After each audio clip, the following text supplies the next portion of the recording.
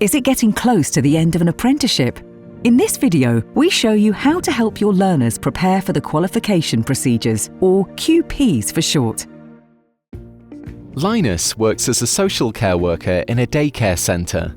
He has been training apprentices for several years. For him, one thing is clear: preparation for the QPs doesn't begin shortly before completing the apprenticeship. A year before that, Linus holds a review meeting with his apprentices about their final year of training. Together, they discuss what is already going well and where support is still needed to complete the apprenticeship successfully.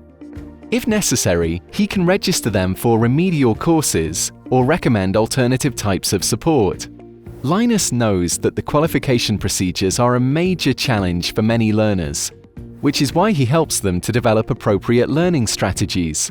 No later than September before the QPs, Linus checks whether he has to apply for levelling out disadvantages for someone. The intensive preparatory phase begins 10 months before the QPs. From this point onwards, Linus regularly schedules preparation time for the learners during work.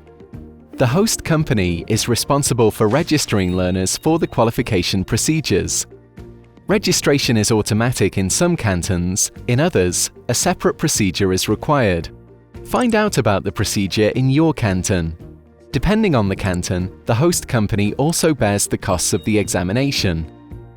A few months before the end of the apprenticeship, Linus discusses with his students what they plan to do after graduation. Can the learners stay in the company if they want to? If not, he will issue an interim reference in good time. This is followed by the final apprenticeship certificate. If the apprentices do not pass the QPs at the first attempt, Linus will also support them through this process. His host company can prolong the apprenticeship contract, greatly increasing the chances of success for the retake. One thing clear to Linus: systematic support creates security and helps ensure that the learners approach the qualification procedures with confidence. Would you like to support your learners through the final phase in the best possible way, just like Linus?